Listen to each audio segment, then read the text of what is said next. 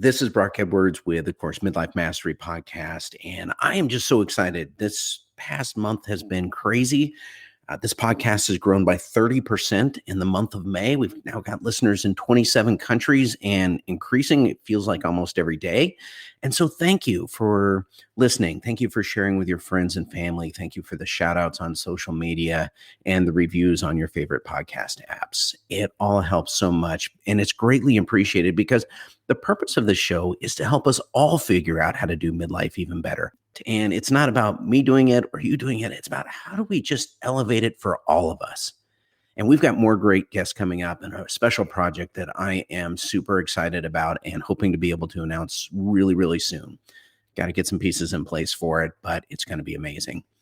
And I've got to ask, have you heard the recent episodes? So a few episodes back, I discussed how my wife and I became debt-free. Now, this was a long-term goal of ours with a lot of setbacks along the way.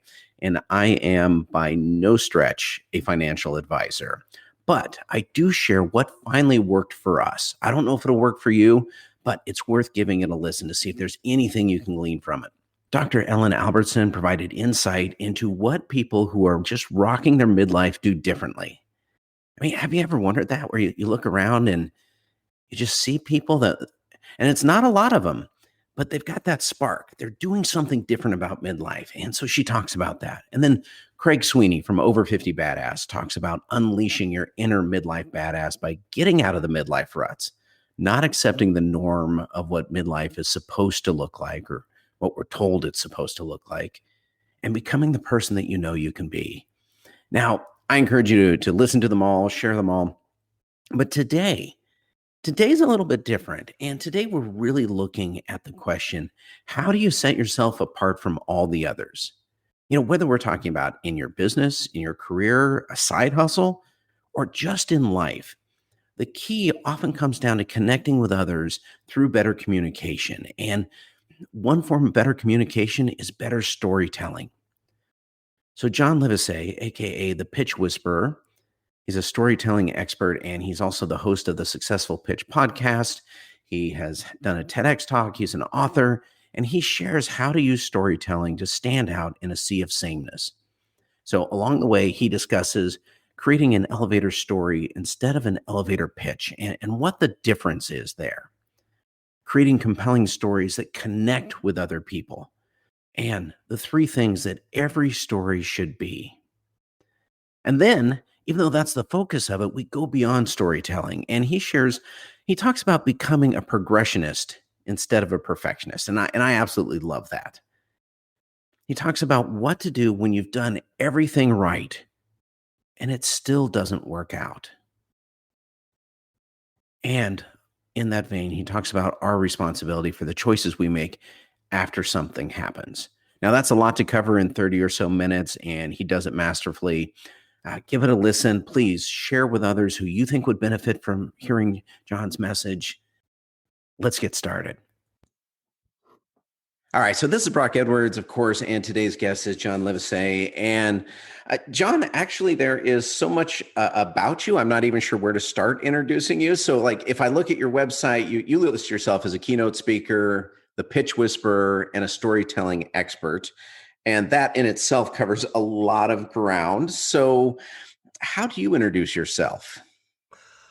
I talk about, how so many people, especially coaches and consultants and a lot of professional services people, are all struggling to stand out in a sea of sameness.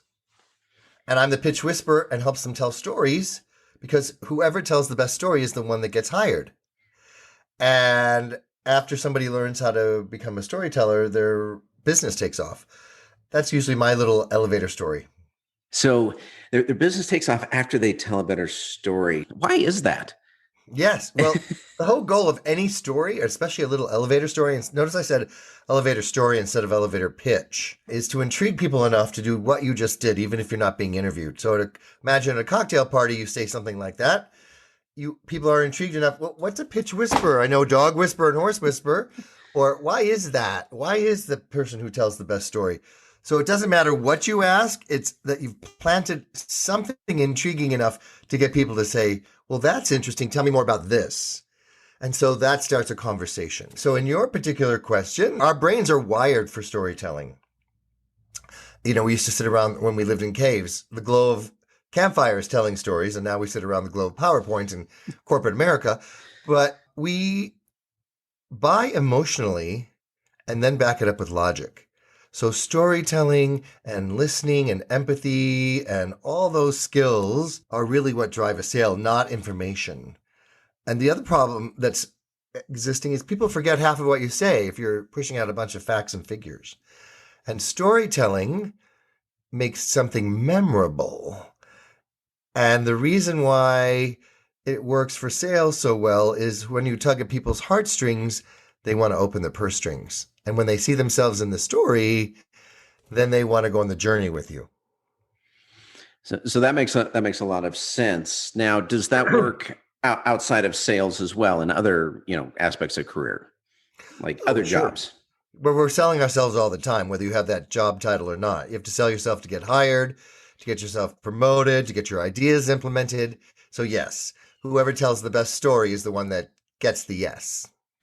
When we think about this, I don't know, I just thinking about kind of the telling the best stories. I think of two aspects, and I may be taking this deeper than you intended, but we've got the story we tell others. I was going to say pitch, but you already said no, it's not pitch. It's the story.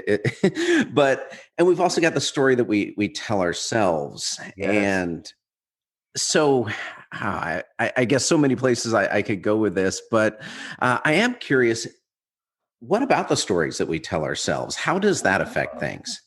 Well, Brock, that's everything. I tell everyone that we are the movie directors of our own life, and we can now cut at any time. We can change the location, we can change the people. So the only place there's any peace of mind is in the present moment. Right now, right here, talking to you, completely happy. There's nowhere else I'd rather be. Boom, I'm in the moment. If I start thinking about something somebody said or did or mistakes I made in the past, now I'm playing that movie. Or I'm worried about the future and all the what if that happens and what if this happens. Now I'm playing a horror movie. So I yell cut and get back into the present because that's the only place there's any happiness. So we are always deciding what story we're telling ourselves. The difference between I'm scared versus I'm excited when you have to give a presentation or a pitch or a talk or whatever it is. The butterflies in our stomach, we get nervous, right? The adrenaline kicks in. We get to decide if we tell ourselves a story of, oh, this is my Super Bowl of meetings. This is my Olympic moment. I'm ready. Or, oh my God, I'm paralyzed with fear. So the body's like, you're excited or you're scared. You get to label it. That's interesting because thinking about it, it does feel pretty much the same way. Like, It does. Yeah. You're walking down the aisle to get married. Am I scared and excited? Or both? But I tell people the butterflies in the stomach, a lot of people resist it or resent it or get freaked out when it happens. I go, no, no, no. The goal is to get the butterflies in your stomach to fly in formation. And when that happens, you get the nervous energy out of your stomach and into the room. You get out of your head worrying about whether people like you or not, and you make it about them and not about you. ooh, so tell me more about that, about making that about them versus making it about ourselves. When we're in our head and we're wondering, am I good enough? I really need this sale. Am I comparing myself to other people and coming up short? All of that is completely unproductive.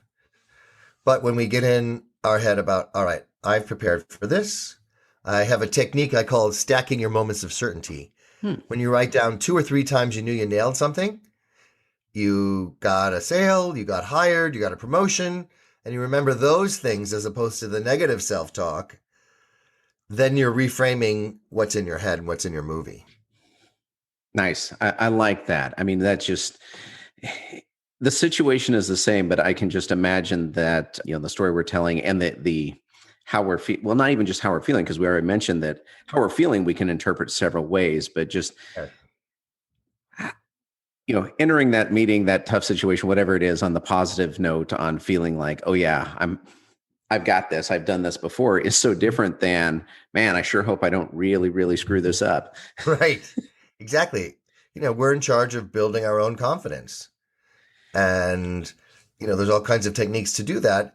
versus just being at the effect of whatever thought randomly crosses our brain. Well, when we think about, I'm going to zoom out here a little bit because we're talking about specific situations, and but one of the things that we often experience as we go through life, and you and I were talking about this just a little bit before we hit record, was you know the story we've been telling ourselves on where we thought we would be in life. By this Mm, stage of life, I was going to be doing this, and right. I know almost no one who's been there because either positive or negative things, just life turns out different than they thought it would when they were 18. Hmm. So when we get there, I can imagine that being kind of disempowering. We start comparing ourselves to others. Oh, this person I graduated with, now they're, this executive role, I'm not, or I'm in a lesser company, or they've got a better spouse or better house, or, whatever measure we're using. So how can we what do we do there? Because that is so disempowering. Yes.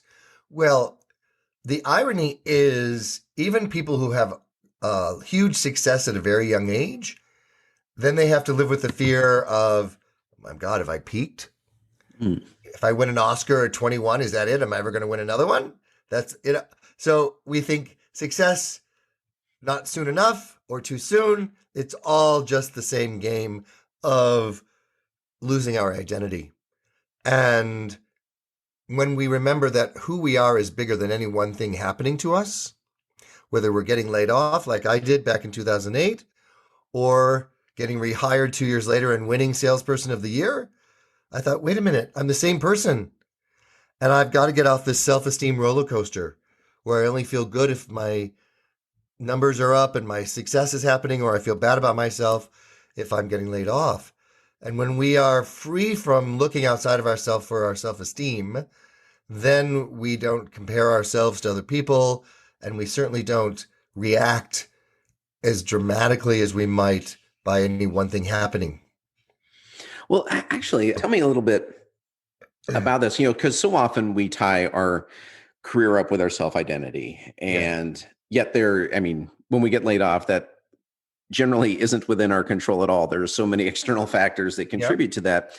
So we can show up thinking, I've been doing a great job, went to school, studied hard, got this job, worked hard, and yet I'm still laid off.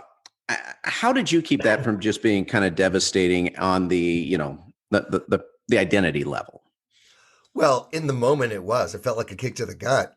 And I had to they said, we're laying off everyone outside of New York and 30% of the New York staff, and you have to be out in 24 hours. And I'd been there 15 years. So I had to get some help to clean out my office that fast. But I said to my boss, well, don't you need a status report of where the ads should be running? I was selling advertising for Condé Nast.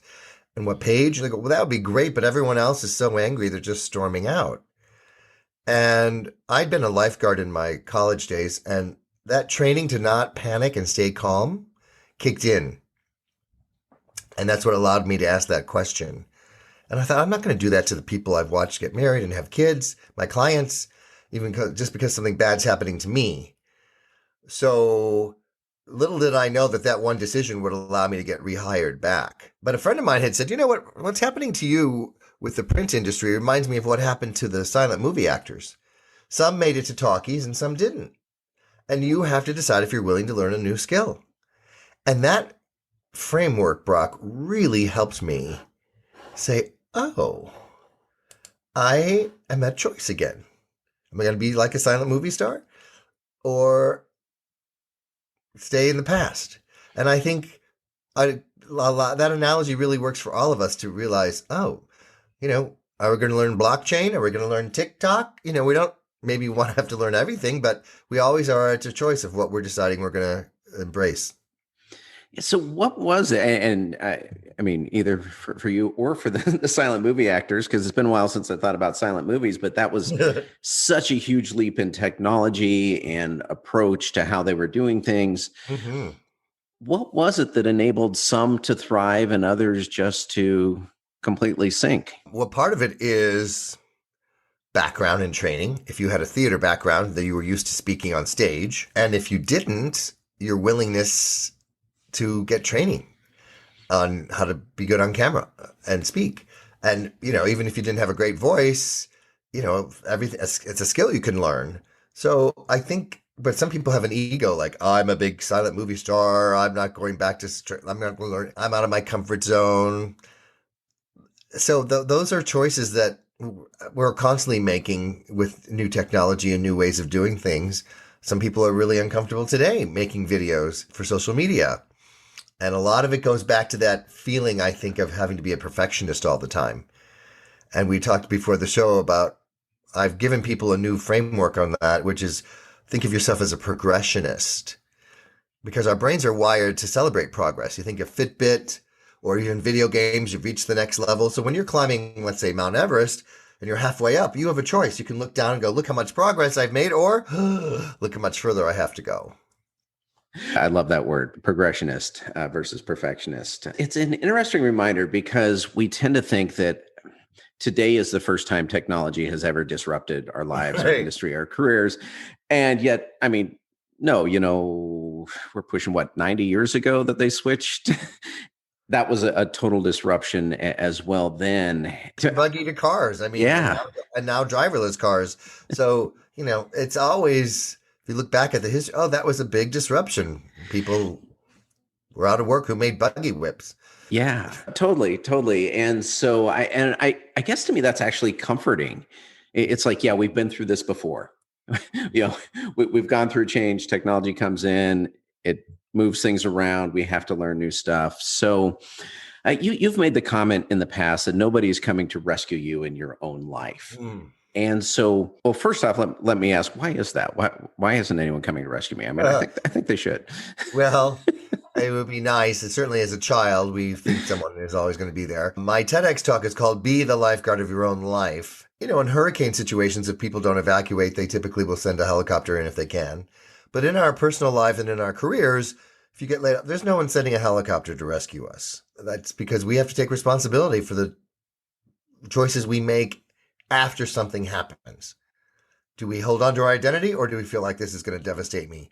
I think the secret is how fast do we get back up after we've been knocked down? Do we hold on to it? Oh my God, I got laid off in October. I can't possibly interview. I got to lick my wounds for 3 months until the new year. Or do we like, okay, I'm going to start sending stuff out now? It's all a choice. Everything's a choice as to how fast we get back up. We get a no, whether it's a promotion or getting hired. Do we let it devastate us or do we go on to the next? Or do we keep thinking about that no and reliving that past moment over and over again, in which makes us hesitant to take any risks in the present? Well, so I was going to ask the question, how do we rescue ourselves? But I think you've already answered it there, and you took us right back to the stories that we're telling ourselves Yes. on am I a person who gets up and get going, or am I a person who needs to feel this pain for a Uh-huh. really long time? Right. And, the people who need to typically feel the pain for a really long time or keep playing the past movies are the ones that don't perform well. Real estate agents that move on perform well. Real estate agents that keep thinking about a deal they lost 2 or 3 months ago and keep talking about it and bringing that up are the ones that are always complaining and not in the moment. Well, I mean, so we've been talking about story. We've been talking kind of around storytelling, John. So you've already made the case that, well, one, we improve our own lives by the stories we're telling ourselves, but we started this really with the stories that we tell others, whether we're talking about sales, growing our business as an entrepreneur, or just growing our own career, wherever we're at in our career through Mm-hmm. storytelling. How do people get good at it? Like, where do you even start if you've never thought about this as a skill to develop? Sure. Well, the good news is it is a skill you can develop. And I've created an online experience where I teach people the structure of a good story. And I say the sale is in the tail, TALE. And the story has four good elements: exposition, the who, what, where, when. You have to paint that picture to pull people in. And then you describe the problem. In any good story, the problem, the stakes are high. Otherwise, you don't care. Mm. And then you present your solution. And then the secret sauce, Brock, is the resolution. What is life like after someone's hired you, bought something from you? Imagine if The Wizard of Oz ended when Dorothy got in the balloon to go back to Kansas and they just went, the end. As opposed to that wonderful resolution scene where she's at home again and says, oh, wow, there's no place like home. And you were there and all these insights come flooding in. That's what makes a great story. So when you're selling something, you have a choice again. Do I push out a bunch of facts and figures? I was working with a medical healthcare company and I said, what are you saying now? Well, it makes the surgeries go 30% faster, doc. Do you want one? Like, yeah, there's no story there. So instead, the story taught them to tell is imagine how happy Dr. Higgins was down at Long Beach Memorial 6 months ago using our equipment. You go out to the patient's family in the waiting room. And if you've ever waited for someone that you love to come out of surgery, you know every minute feels like an hour. And he came out an hour earlier than expected and put them out of their waiting misery and said, good news, the scope shows they don't have cancer, they're going to be fine. And the doctor turns to the rep and says, that's why I became a doctor, for moments like this. Now that rep tells that story to another doctor at another hospital who sees themselves in the story and says, that's why I became a doctor too. I want your equipment. So what occurs to me and is that is all about them and how they are going to feel in that moment. You're not the hero of the story at all. You're the Sherpa. Mm-hmm. Well, and I think that's an important distinction because when we think about, promoting ourselves or personal branding or getting our elevator pitch, that's about us, or we think it's about us, but you're viewing it through a totally different lens. How do we shift that from, we're trying to benefit from the story we're telling, but we're trying to tell it in a way that they are the hero of it. Yes. That's, when I did this for the client, they said, wow, that gives us chills. Not only are we not telling stories, but it never occurred to us to make the patient's family in the waiting room a character in the story. And then I teach people some techniques like pulling you into the story even more with if you've ever waited for somebody you love. Right. And even if you haven't, you probably know someone who has. So now you're really in the moment. And also there's some techniques about when you tell a story, tell it in present tense.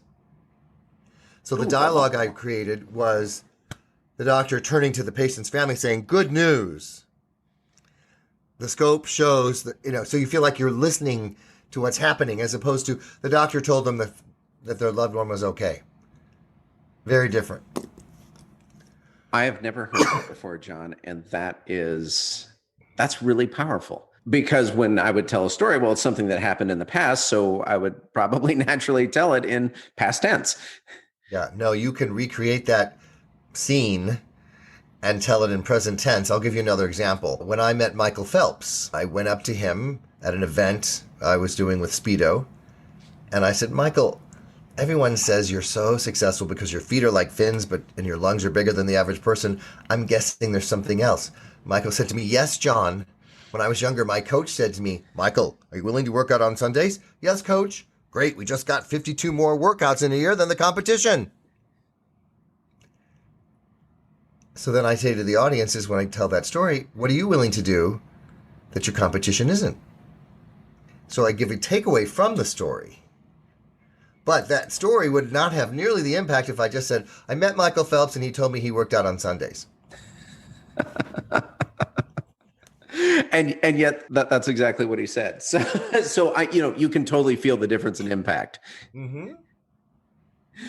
So how do you, but when we're telling our own stories, I can imagine it's really hard to edit your own writing. If you've ever written your own resume, it's never as good as when someone else helps you write it, your bio, whatever. So how can we improve our stories around that? How do we know what's going to impact the other person and really drive it home and get those chills? Well, I think a lot of people have realized, I need to be good at this. Or if I'm good at this, I want to be a black belt in it. And so you start reading books on it. You start taking courses in it. You start investing in it as a skill. I say soft skills, which storytelling typically falls under, make you strong, which again, there's a dichotomy. So if you're an architect or a lawyer or whatever your thing is that's your hard skills, you're going to lose business all the time or promotions to the person who has soft skills developed and has invested in it and you did not. Well, when we have that story that we think is a great story, yeah, but maybe it has that impact and maybe it doesn't. Do we just get all our friends in a corner and insist that they listen to it? Or that's one way. I mean, if you're not going to get professional training and feedback on it, Sure, you can tell the story. I give a checklist to people. I said the story should be three things: clear, concise, and compelling. And so before you start telling your story or putting it out there, use that little, because the confused mind always says no.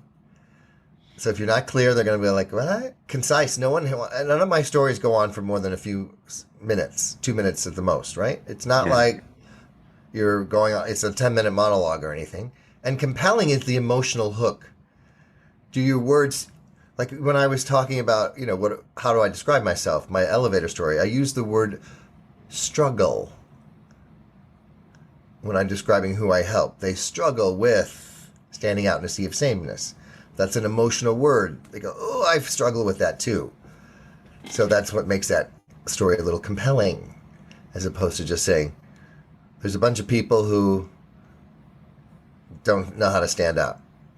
It's interesting how much difference that one word makes from, you know, I help people who don't know how to stand out to, or even I help people stand out better to, I help those who struggle with standing out. I mean, Mm. that struggle has an emotional hook. As I say it, I can hear it. Yep, and feel it. And Yeah. Well, nice. So, another thing I was going to ask you about, because I've seen your comment on this, is brand attributes and, kind of about personal branding, but what are brand attributes and how do they apply to us personally? well, especially if you're interviewing for a job, I've worked with people a lot on this. And I said, you need to think of yourself as a brand going to interview another brand and see if their brand attributes line up. So I have exercises I do with people on identifying what's your brand, what are three things that define you as a brand. And typically that's very difficult for people. So there's some techniques I do by saying, what's your favorite car, your favorite running shoe, your favorite computer? And we pull out what you like about those things. And that's a subconscious reflection of how you see yourself. So that's very revealing for people. For me, it's integrity, passion, and joy. Those are my three brand attributes. And when I'm deciding whether I want to take a job or work for people, do they have integrity? Am I passionate about this? Are they passionate about it? And will bring me or somebody else joy. If I get a yes to all three of those things, then that's my moral compass. Then I go, okay, this is a fit for me. So, how'd you identify that for you? The integrity, passion, and joy. Yeah. I mean, I imagine there's, number four, number five, number six you could have picked also.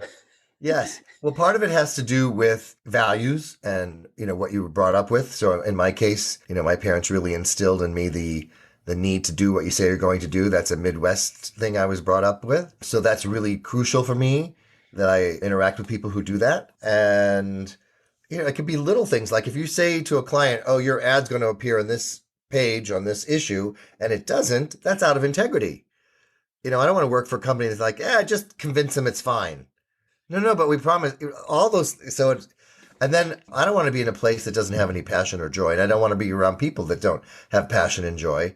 So those are, I remember when I got a speaking engagement, my agent said, oh, congrats. They interviewed you and two other speakers. They liked your energy. And that was such a big reminder, Brock, that ultimately that's what people are buying is our energy, not our background, not how many books we've written, all the other stuff is there. The content is there. The substance is there. But first they're buying their energy. And later the person said to me, yeah, you made me feel so good after talking to you. I figured you'd make our audience feel that good.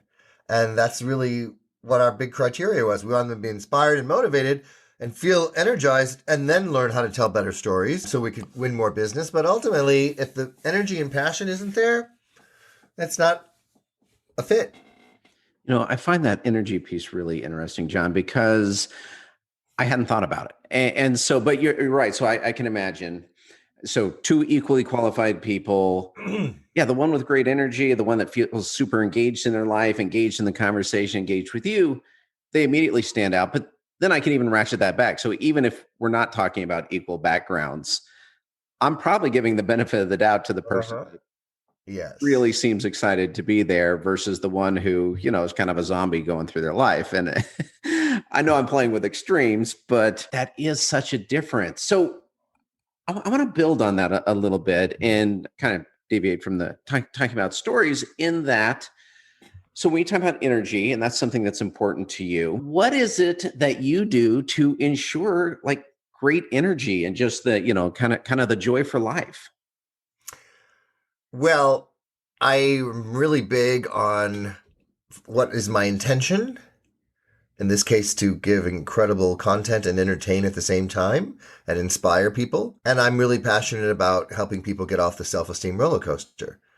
So I love telling stories. I mean, I had a client, an architecture firm, and it was them and two other firms to renovate an airport, and whoever won would get $1 billion.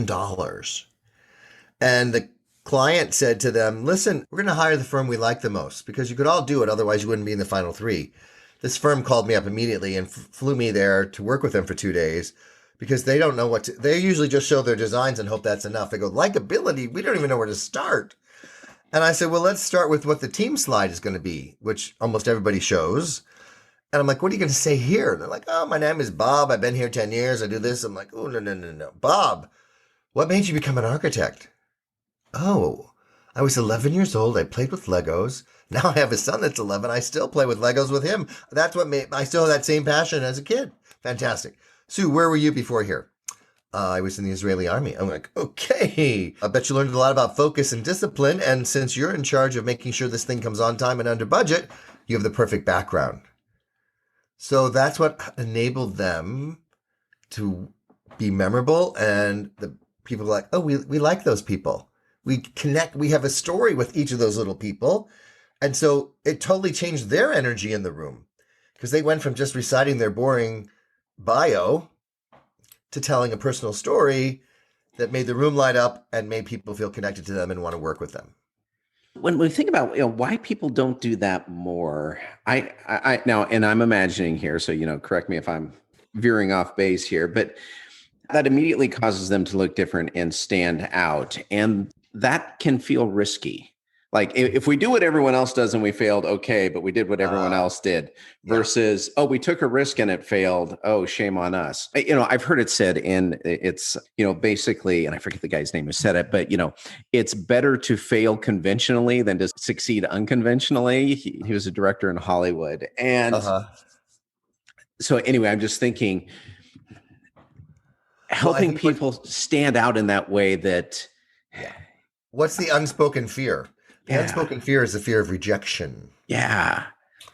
And certainly being in sales, my career, I know that, I would present to a client and they go, we're going with somebody else or another brand. And I'm thinking, ooh, maybe somebody better in sales would have gotten a yes. Or maybe they're right. Maybe that other brand is better than mine.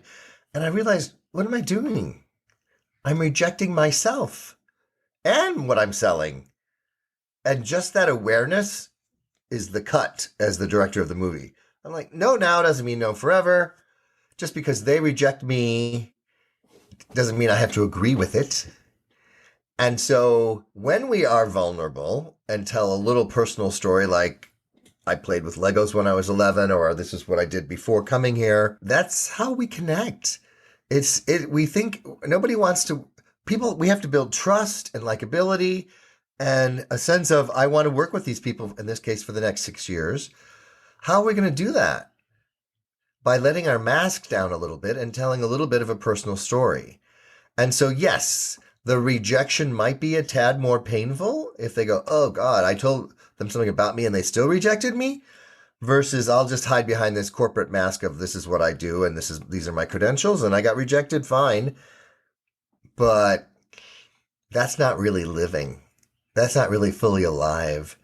And that's that whole premise of, I don't really want to work that hard for an interview for a job because if I don't get it, I'll just say, well, I didn't put everything into it. But if I put everything into it and I still get rejected, then it's going to really be devastating.